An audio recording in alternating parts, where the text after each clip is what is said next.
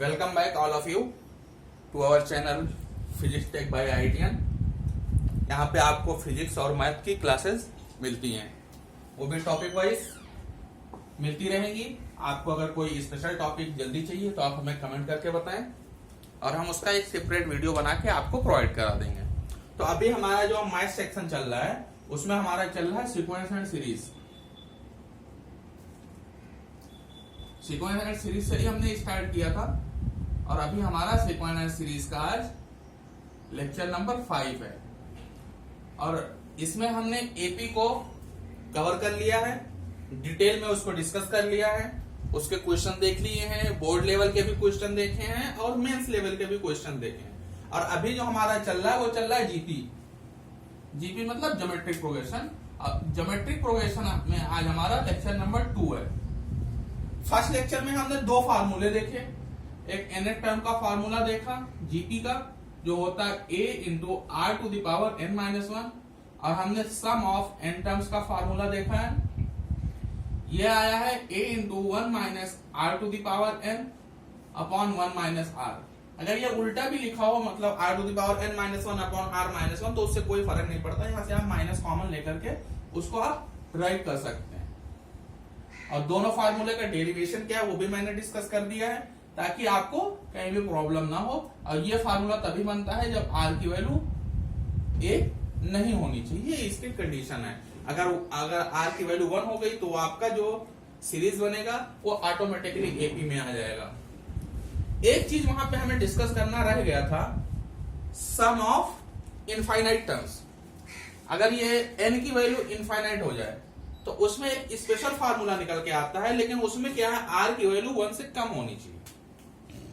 जैसे आपको एक सीरीज दी हुई है 1 हाफ 1/4 1/8 और इसका कह रहा है यहाँ पे क्या है r की वैल्यू जो है वो 1 से कम है, मतलब r की वैल्यू कितनी आ रही है, हाफ आ रही है। तो ऐसे कंडीशन में क्या बनता है कि जब इसका आप इनफाइनाइट टर्म्स का सम निकालेंगे तो उसका एक स्पेशल फार्मूला निकल के आ जाता है। वैसे जो हमारा n टर्म्स का जो फार्मूला है वो क्या है, a into 1 minus R to the power n upon 1 minus R. ये आपको पता है। इसी फार्मूले से एक नया फार्मूला, बहुत ही सिंपल सा फार्मूला आ रहा है इनफाइनाइट टर्म्स का। r की वैल्यू क्या है, हाफ है। और अगर आप हाफ के पावर इंफिनिटी करेंगे तो क्या होगा, हाफ मतलब 0.5।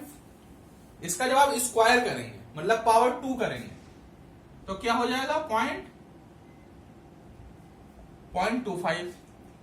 फिर जब इसका स्क्वायर करेंगे मतलब 0.5 का पावर 4 करेंगे तो क्या आ जाएगा 0.0625।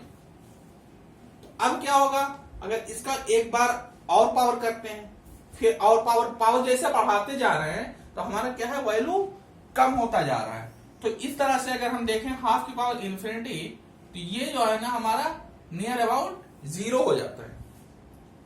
अब ये जब 0 हो जाता है तो ये वाला टर्म बाद वाला खत्म हो जाता है, तो ये पूरा का पूरा टर्म ये जो है ये 0 हो जाता है। तो हमारा जो एस इंफिनिटी जो आता है वो क्या आता है, a अपॉन 1 माइनस आर।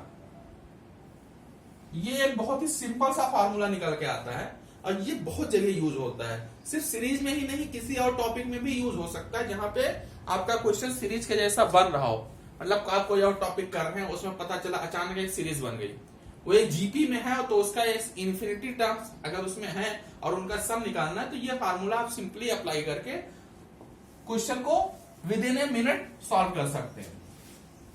तो अब हम आगे बढ़ते हैं और आज हम देखेंगे प्रॉपर्टी। हमने एपी की प्रॉपर्टी देखी थी, आज हम जीपी की प्रॉपर्टी देखेंगे। Properties of GP, geometric progression में प्रॉपर्टी होती है, वही प्रॉपर्टी सिंपल सी जैसे हमने एपी में देखा था। वहां पे हमने क्या देखा था कि आपका जो कॉमन डिफरेंस है पॉजिटिव हो सकता है, नेगेटिव हो सकता है और 0 हो सकता है। लेकिन जब हम जीपी की बात करेंगे तो आपका common ratio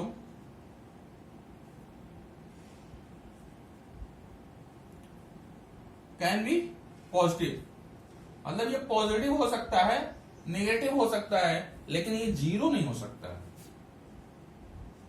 but can't be zero.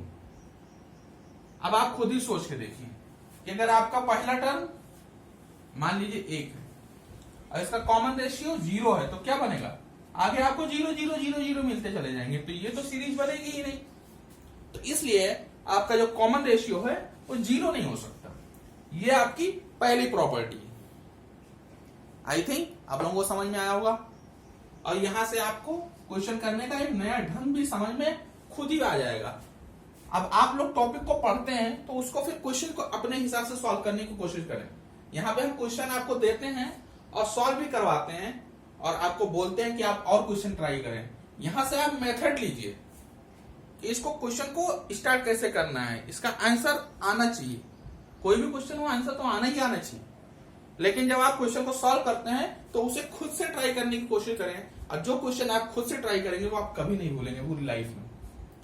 अब अगली प्रॉपर्टी जो है, मान लो 3 नंबर जो है जीपी में है, तो इनकी प्रॉपर्टी क्या कहती है, प्रॉपर्टी बोलती है कि जो बी की वैल्यू होगी उसका स्क्वायर ए और सी के मल्टीप्लीकेशन के बराबर आएगा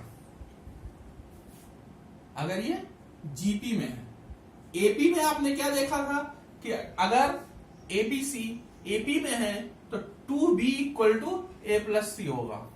यहां पे क्या होता है, b स्क्वायर जो होता है वो a × c होता है, वो एपी था जो प्लस या माइनस करने पे मिलता था, लेकिन ये जीपी है जो मल्टीप्लाई करने से मिलता है, तो इसकी वैल्यू भी यहां पे क्या है b + b, यहां इधर प्लस और इधर भी प्लस, यहां पे क्या है इधर इंटू उधर इंटू, मतलब इधर भी मल्टीप्लाई हो रहा है उधर भी मल्टीप्लाई, वहां पे b और b ऐड हो रहा था, यहाँ पे b और b मल्टीप्लाई हो रहा है, इधर a और c ऐड हो रहा था, यहाँ a × c मल्टीप्लाई हो रहा है, तो ये मिला कैसे। अब आप यहाँ पे कॉमन रेशियो वाला फार्मूला अप्लाई करिए। कॉमन रेशियो जो होगा वो आपको कैसे मिलेगा, इसको इससे डिवाइड करेंगे तो मिलेगा, और अगर इसको इससे करें तो भी तो मिलेगा, मतलब सी को बी से करें तो भी तो मिलेगा। अब अगर आप इसको क्रॉस मल्टीप्लाई करते हैं तो आपको ये मिल जाएगा b × b square is equal to a × c। Cross multiply करने पे आपको ये फार्मूला मिल जाता है। फार्मूला बहुत ही सिंपल है और अप्लाई बहुत जगह होगा। और जैसे ये फार्मूला आपका अरिथमेटिक मीन का फार्मूला था, ऐसे ये फार्मूला आपका ज्योमेट्रिक मीन का फार्मूला है। यहाँ पे हम b = a + c/2 लिखते थे, यहां पर हम b = √a × c लिखेंगे। ये आपका ज्योमेट्रिक मीन का फार्मूला होगा। जब हम आगे मीन का डिस्कशन करेंगे तो वहां पे इसको अप्लाई करने की कोशिश करेंगे। अगली प्रॉपर्टी जो हमारी आती है, बिल्कुल सेम टू सेम हम उसी पैटर्न पे चल रहे हैं जैसे मैंने आपको एपी में समझाया था। कंसिडरिंग द नंबर,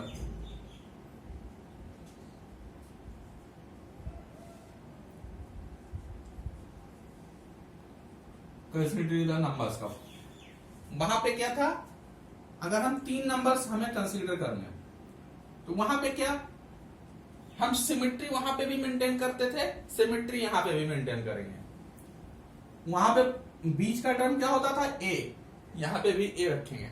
अब सिमेट्री मेंटेन करते हैं, वहां पे a + d लिखते थे क्योंकि वहां पे प्लस से हमें सीरीज मिल रही थी, यहां पे हमें मल्टीप्लाई करने से मिल रही है, तो हम कॉमन रेशियो को मल्टीप्लाई करते हैं।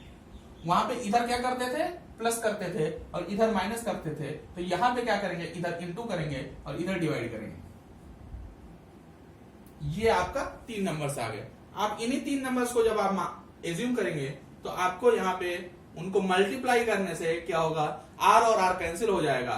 ज्योमेट्री है, ज्योमेट्रिक प्रोग्रेशन है, वहां पे अरिथमेटिक था ऐड करते थे, यहाँ पे ज्योमेट्रिक प्रोग्रेशन है, मल्टीप्लाई करेंगे और r कैंसिल हो जाएंगे, आपको डायरेक्टली a की वैल्यू मिल जाएगी। वहां पे ऐड करने से प्लस और माइनस कैंसिल होके a की वैल्यू मिल जाती थी। सेम टू सेम अगर आपको 4 नंबर एज्यूम कर रहे हैं तो सिमेट्री इस तरह से तो आप बना नहीं सकते, तो क्या करते हैं, पहला ही नंबर a × r ले लेते हैं और उससे पहले वाला a/r ले लेते हैं। ये r ज्यादा है, ये r कम है। मल्टीप्लाई और डिवाइड में देखिए, प्लस माइनस मत देखिए यहाँ पे। अब यहाँ पे हमारा जो निकल के आएगा कॉमन रेशियो क्या आएगा, a into R upon A upon R. तो ए कैंसिल होके आर स्क्वायर आ रहा है हमारा कॉमन रेशियो, तो आर स्क्वायर आके मल्टीप्लाई करेंगे और इधर डिवाइड करेंगे, तो क्या मिला, ए आर क्यूब मल्टीप्लाई किया आर स्क्वायर, तो पावर मल्टीप्लाई करने पे पावर ऐड होती है, और इधर डिवाइड करते हैं तो ये बन जाएगा ए अपॉन आर क्यूब। तो अगर आपको ज्योमेट्रिक प्रोग्रेशन में 4 नंबर एज्यूम करने हैं तो आप यही 4 नंबर लेंगे। ऐसे ही अगर 5 की बात करते हैं, मतलब आपको मेथड समझ में आ गया, तो आप कितने भी नंबर एज्यूम करना हो तो आप सिमेट्री बना के कर सकते हैं। 5 नंबर अगर आपको करना है तो पहला तो ए होगा, क्योंकि 5 है तो सिमेट्री में बीच में ये आ जाएगा। अगला ए आर, पहले का ए अपॉन आर, इसका अगला ए आर स्क्वायर, इससे पहले का ए अपॉन आर स्क्वायर। तो ये 5 नंबर अगर आप एज्यूम करेंगे, कंसीडर करेंगे इन्हीं नंबर्स को, तो आपको सॉल्व करने में बहुत हेल्प मिलेगा। तो ये तो आपकी हो गई कंसीडरिंग द नंबर की प्रॉपर्टी। ऐसे ही एक सिंपल सी प्रॉपर्टी और देख लेते हैं, उसके बाद हम क्वेश्चंस पे आते हैं। हमें पता है कि मैथ में लोगों को क्वेश्चन पे ज्यादा ध्यान, हर कोई क्वेश्चन ही ढूंढता है, लेकिन अगर आपको प्रॉपर्टी पता है, उसका डिफिनीशन पता है, फंडा पता है, तो आपको क्वेश्चन करने में ज्यादा टाइम नहीं लगता है, आप तुरंत के तुरंत क्वेश्चन को सॉल्व कर सकते हैं। उसमें मैं एपी में मैंने क्या देखा था कि अगर आप इधर से दूसरा टर्म और इधर से दूसरा टर्म लेते हैं या तीसरा लेते हैं, तो उनको ऐड करते हैं तो उसका जो सम होता है वो पहले और लास्ट के सम के बराबर होता है। क्योंकि वो एपी था, प्लस करने से मिल रहा था, यहाँ पे मल्टीप्लाई करने से मिल रहा है। तो अगर आप इधर से सेकंड टर्म लेते हैं और इधर से सेकंड टर्म लेते हैं और उनको मल्टीप्लाई करते हैं, तो उनकी जो वैल्यू होगी वो फर्स्ट और लास्ट के मल्टीप्लाई के बराबर होगी। मतलब दोनों तरफ से नंबर सेम होना चाहिए। अगर आप इधर से अगर आप तीसरा ले रहे हैं तो इधर से भी तीसरा ही लेंगे, इक्वल डिस्टेंस होना चाहिए, दोनों की डिस्टेंस बराबर होनी चाहिए। अगर इधर से 10वां है तो उधर से भी 10वां, उनको मल्टीप्लाई कर, लेकिन उनका जो भी मल्टीप्लिकेशन होगा, आप कोई भी नंबर लें तो वो फर्स्ट और लास्ट के मल्टीप्लिकेशन के बराबर ही आएगा। ये है आपकी प्रॉपर्टी। अब हम चलते हैं क्वेश्चंस की ओर और आपको बेसिक लेवल के क्वेश्चन से उठाते हैं और आपको लेकर के जाएंगे सीधा जेईई लेवल तक के। आई होप आप लोगों को ये प्रॉपर्टी समझ में आई होगी, तो आपको क्वेश्चन करने में ज्यादा प्रॉब्लम नहीं होगा। और जितना भी थ्योरी था हमारा जीपी में वो हमने कंप्लीट कर लिया है, और क्वेश्चंस थोड़ा अच्छे बेसिक लेवल से उठाएंगे और आपको एडवांस और मेंस के क्वेश्चन भी कराएंगे। और आज ही ये हमारा हो सकता है जीपी का ये लास्ट लेक्चर हो। तो हमारा एक बेसिक सा क्वेश्चन है प्रॉपर्टी बेस। क्वेश्चन कह रहा है कि 2/7 x और 7/2 are in GP, then find x। Property based question है, फॉर्मूला बेस्ड क्वेश्चन। ये क्वेश्चन बेसिक क्वेश्चन, लेकिन आपको करते आना चाहिए। प्रॉपर्टी बेस्ड क्वेश्चन, अगर 3 नंबर्स जीपी में है तो x निकालो, 3 नंबर्स अगर जीपी में है तो फार्मूला हमारा क्या होता है, B square equal to A C. Simple सा formula, B square A B C, ये ए है, ये बी है, ये सी है। 3 नंबर्स, क्या करेंगे इसको, बी स्क्वायर मतलब बीच वाले का square equal to first term पहला वाला इंटू बाद वाला, कैंसिल आउट। एक्स स्क्वायर की वैल्यू 1, अब x की वैल्यू या तो +1 आनी चाहिए या -1 आनी चाहिए। अब पुट करके आपको देखना पड़ेगा। आप ऐसे नहीं बोल सकते चलो प्लस वाला ले लेते हैं, चलो माइनस वाला ले लेते हैं। तो अगर हम 1 को यूज करते हैं, क्योंकि जब आप कॉम्पिटिटिव एग्जाम में बैठेंगे तो वहां पे ऑप्शन होगा आपको हो सकता है दोनों सही। जेईई मेंस के पेपर में तो आपको 3-3, 4-4 ऑप्शन भी सही मिल जाएंगे, लेकिन अगर आप बोर्ड का एग्जाम कर रहे हैं तो क्या करेंगे, दोनों सही नहीं हो सकते और सही हो भी सकते हैं, तो उसको हम टेस्ट करेंगे। अगर हम पॉजिटिव लेते हैं फॉर 1, तो 1/2/7 करते हैं तो कितना आता है, 7/2। और फिर अगला वाला टर्म भी चेक करेंगे। 7/2/1 करते हैं तो 7/2, मतलब 1 तो होगा, 1 हमारा करेक्ट है। अब हम -1 भी चेक कर लेते हैं। -1 अगर हम लेते हैं तो 2/7, तो -1/2/7 कितना आएगा, -7/2। और ऐसे ही अगर 7/2 को -1 से डिवाइड करते हैं तो -7/2। मतलब आपके दोनों आंसर सही होंगे। मतलब x की वैल्यू जो होगी, अगर आप बोर्ड एग्जाम में लिखते हैं तो x इक्वल टू +-1। अगर आप कॉम्पिटिटिव एग्जाम में बैठे हैं तो वहां पे आप ऑप्शन देखेंगे, अगर दोनों ऑप्शन में है तो आपको दोनों को टिक करना होगा।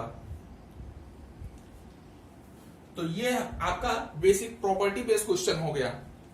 लेकिन हमने सम वाले फार्मूले पे आपको क्वेश्चन नहीं कराए थे, तो अब हम आपको सम के कुछ क्वेश्चंस करा देते हैं, ताकि आपको ये फार्मूले तो आपने याद कर लिए होंगे, लेकिन इस फार्मूले पे क्वेश्चन करना तो आना ही चाहिए।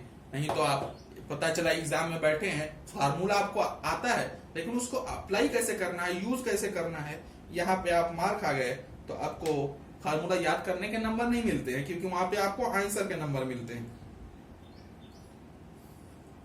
आपको एक सीरीज दी हुई है 0.15, 0.015, 0.0015, इस तरह से क्वेश्चन दिया हुआ है और आपको बोल रहा है H20 निकालो, सम ऑफ 20 टर्म्स। आपको इस सीरीज के 20 टर्म का सम निकालना है। क्या करेंगे, फार्मूला आपको पता है, फार्मूले से मैं वैल्यू रख के आपको आंसर मिल जाएगा। लेकिन अब आप क्या करेंगे, इसमें सबसे पहले आपको n की वैल्यू 20 दे रखी, गिवन लिखते हैं एक साइड में। जब आप कॉम्पिटिटिव एग्जाम में क्वेश्चन कर रहे होंगे तो वहां पे आपको लिखने की जरूरत नहीं, वहां पे आपको टाइम बचाना है। लेकिन अगर आप बोर्ड में कर रहे हैं तो आपको ये सब लिखना बहुत जरूरी है। फर्स्ट टर्म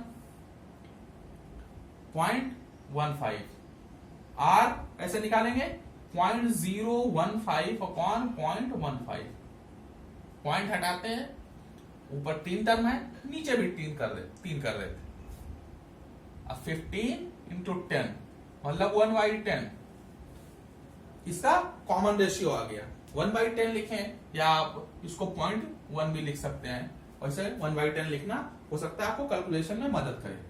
तो आप इसमें n की वैल्यू 20 डाली इस फार्मूले में, तो क्या बन जाएगा, H20 equal to A1 minus R के power 20 upon 1 - R, value put कर दीजिए 0.15, 1 minus 1/10 to the power 20 upon 1 minus 1/10।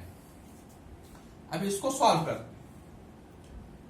इसको सॉल्व करने के लिए ये आपकी बहुत ही छोटी वैल्यू आएगी, 1/10 की पावर 20। अगर आप इसको 0.01 लिखते हैं तो बहुत ही छोटा सा वहां पे वैल्यू आपको जनरेट होते हुए दिखेगा। या अगर आप इसको ज्यादा सॉल्व नहीं करना चाहते तो पावर में ही छोड़ सकते हैं, इसे इसको हम 0.1 पावर में छोड़ सकते हैं।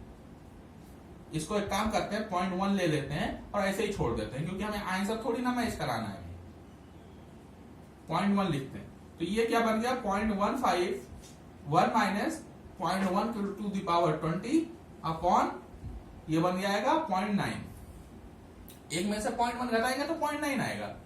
अब ये पॉइंट को हटाते, ऊपर 2 डिजिट है, यहाँ पे 2 डिजिट बना देते हैं, 15 × 6 90। तो आपका जो आंसर बना 1/6, 1 माइनस 0.1 टू द पावर 20। ये आपके B20 टर्म का सम है इन द जीपी, क्योंकि ये आपका जो सीरीज दिया हुआ था किसमें था, जीपी में। तो आपको मैंने एक सम का भी क्वेश्चन कराया, एक प्रॉपर्टी बेस्ड भी क्वेश्चन करा दिया है। अब देखते हैं हम कुछ अच्छे क्वेश्चंस। ये तो फार्मूला बेस्ड क्वेश्चन हो गए, अब हम आपको थोड़े अच्छे क्वेश्चंस की ओर लेकर के चलते हैं, जहां पे आपका कॉन्फिडेंस थोड़ा और हाई होगा। क्योंकि यहाँ पे अगर आपका कॉन्फिडेंस एक बार बढ़ गया तो फिर आप कितना भी टफ क्वेश्चन हो, आप उसको बिना कुछ सोचे समझे उसको सॉल्व कर सकते हैं। अब हम एक क्वेश्चन करने जा रहे हैं, थोड़ा सा घुमाया है क्वेश्चन में, क्योंकि मेंस का क्वेश्चन है।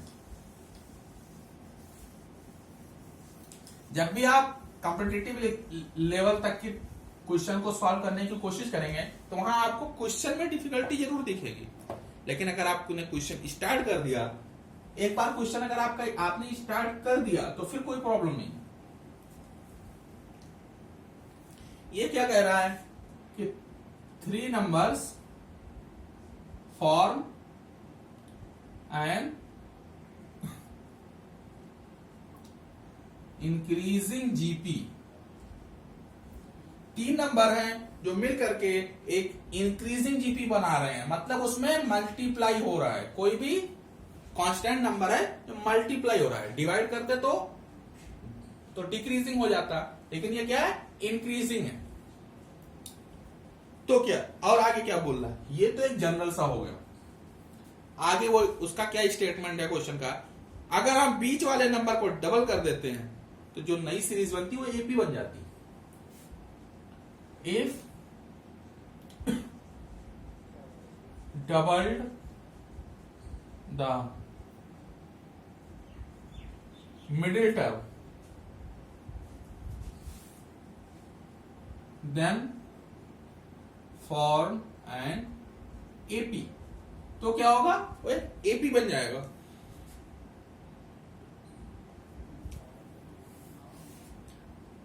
फाइंड, आपको क्वेश्चन में कुछ नहीं दे रखा है, लेकिन आपको ये क्वेश्चन सॉल्व करना है। Find common ratio of GP. Mains का क्वेश्चन है तो आपके पास ऑप्शन है,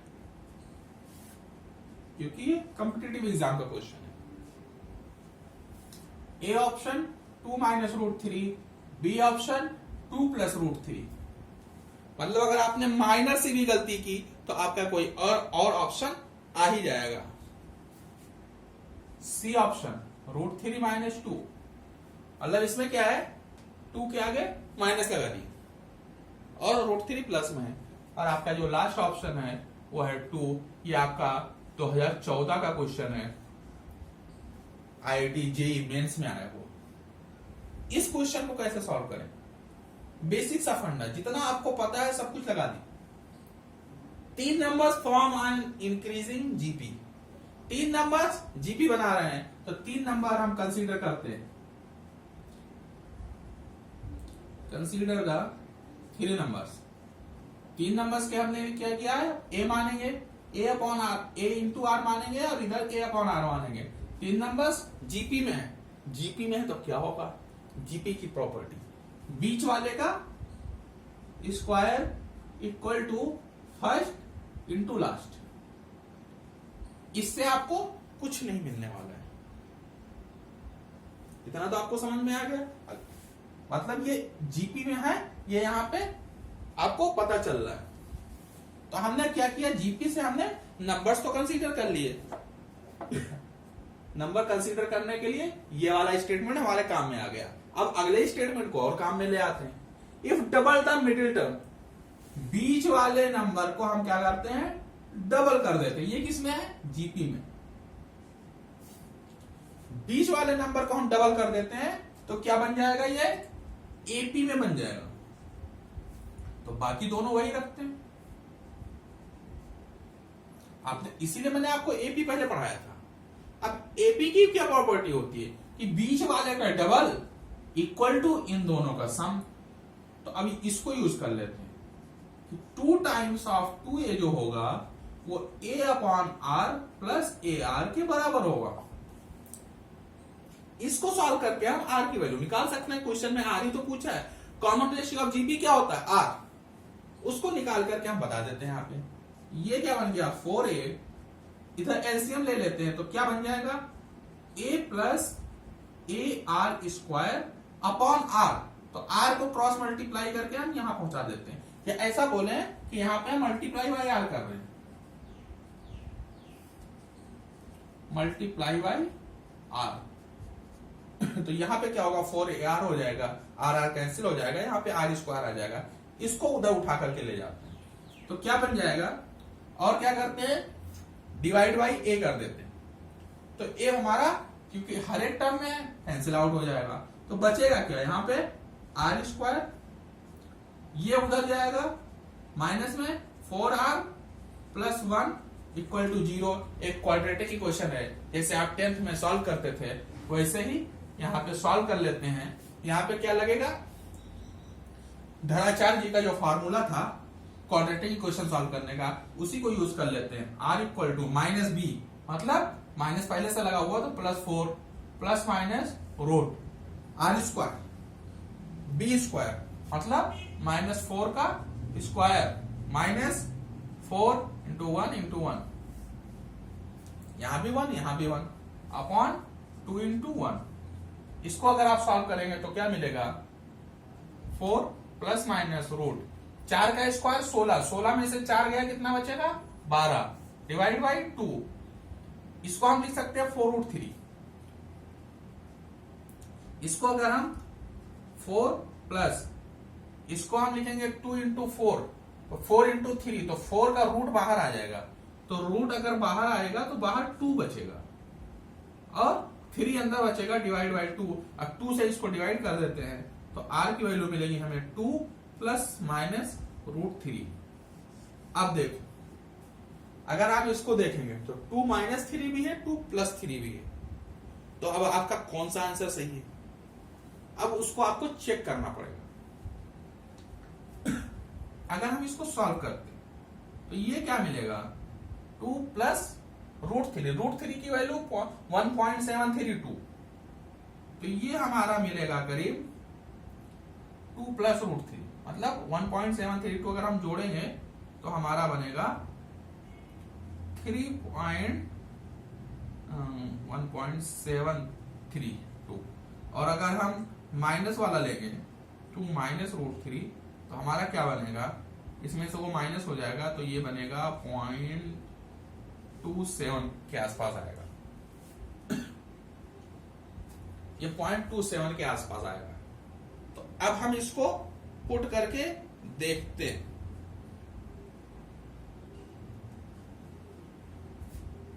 अब हम इसको चेक करेंगे, ये फॉलो भी तो करना चाहिए। यहां पे आपके पास 2 आंसर आ गए, जब भी आपके पास 2 आंसर आएंगे तो आपको उसे चेक करना पड़ेगा।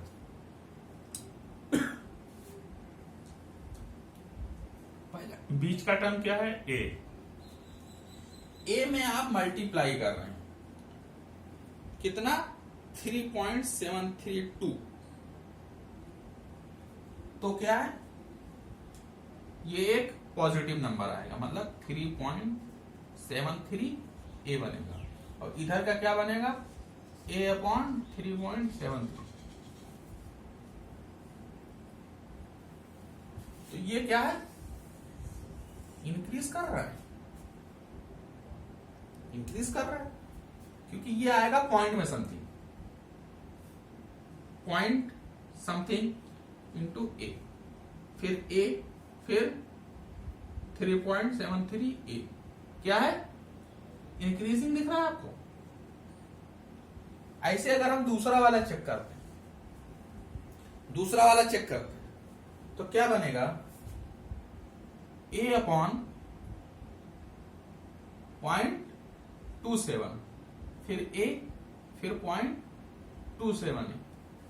अगर आप पॉइंट हटाते हैं, पॉइंट को हटा करके एक बार देखिए, तो ये पॉइंट हटेगा तो ऊपर ये आएगा करीब 3 पॉइंट समथिंग, फिर ए, फिर ये आ जाएगा, फिर ये 0.27 है। ये क्या दिख रहा है, इधर 3 था, अब जाके पॉइंट में आ गया, मतलब ये किसमें हो गया, ये एक डिक्रीजिंग हो गया।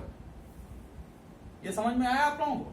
यहां पे क्या था, ये बढ़ता जा रहा है, पहले पॉइंट में था, फिर 1 हुआ, फिर 3 हो गया। यहां पे क्या, पहले 3 था, फिर 1 हुआ, फिर पॉइंट में आ गया। तो ये क्या है, इंक्रीजिंग। इंक्रीजिंग किससे मिला, प्लस वाले से। ये किसका है, 2 प्लस √3 का, और ये किसका है, 2 माइनस √3 का। तो इंक्रीजिंग हमें क्वेश्चन में पूछा था, तो हमें इंक्रीजिंग वाला आंसर देना है, मतलब हमारा जो आंसर होगा वो 2 प्लस √3 होगा, बी ऑप्शन। आई थिंक आप लोगों को ये मेंस का क्वेश्चन समझ में आया होगा। क्योंकि ये मेंस का आया हुआ क्वेश्चन है तो थोड़ा तो डिफिकल्टी आएगी, क्योंकि अभी हम पढ़ना स्टार्ट किए हैं। अगर आप इस पे कुछ क्वेश्चंस की प्रैक्टिस कर लेते हैं तो आपको इसको समझने में कभी भी प्रॉब्लम नहीं आएगी। क्या है, बेसिक्स ऑफ प्रॉपर्टी तो यूज किया, उसने कहा 3 नंबर जीपी में है, मैंने 3 नंबर जीपी में कंसीडर कर लिया। फिर वो कह रहा बीच वाले को डबल कर दो, हमने डबल कर दिया, तो क्या कह रहा वो एपी में बन गए। एपी में बनाया और एपी का जो हमारा प्रॉपर्टी होता है 2b equal to a plus C, इसको अप्लाई किया और इसको अप्लाई करने से हमारा एक क्वाड्रेटिक बना। क्वाड्रेटिक को सॉल्व किया, 2 आंसर आए। अब दोनों को चेक कर लिया कि भाई किसके लिए इंक्रीजिंग बन रहा है, तो जिसके लिए इंक्रीजिंग बन रहा था वही हमारा आंसर हो गया।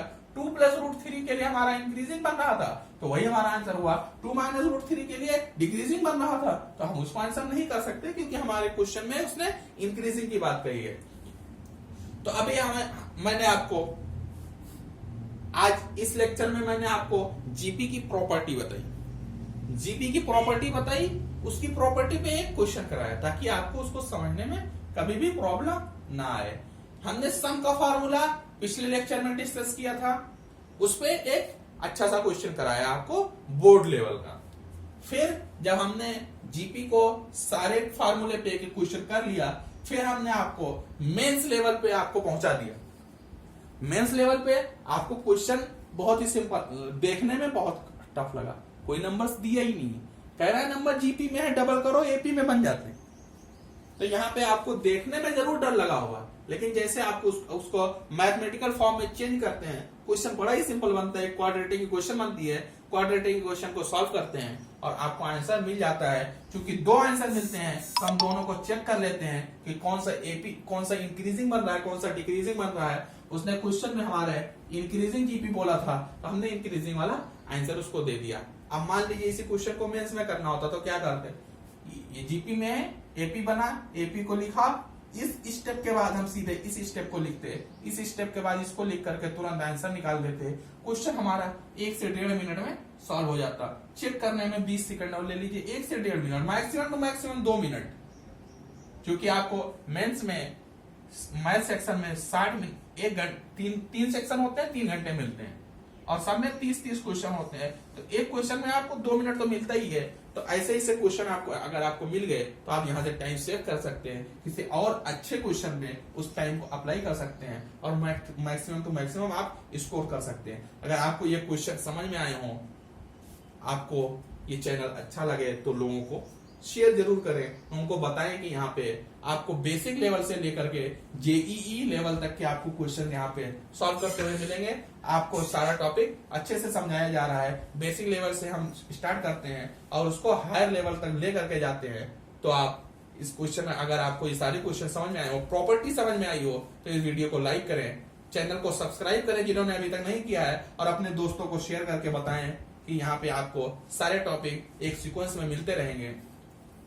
तो इसी के साथ हम अपना आज का ये लेक्चर एंड करते हैं, फिर मिलेंगे अगले लेक्चर में, क्योंकि हमारा ये जीपी लगभग खत्म हो चुका है। अगर आपको कोई क्वेश्चन समझ में नहीं आया हो तो आप कमेंट करके जरूर हमें बताएं, और अगर आपको अच्छा लगा हो तो कौन सा पार्ट अच्छा लगा और हमें क्या इंप्रूवमेंट की जरूरत है आप हमें कमेंट करके जरूर बताएं। फिर हम आपको मिलेंगे अगले लेक्चर में एक नए टॉपिक के साथ, एक नई एनर्जी के साथ। तब तक वेट करें। Thank you.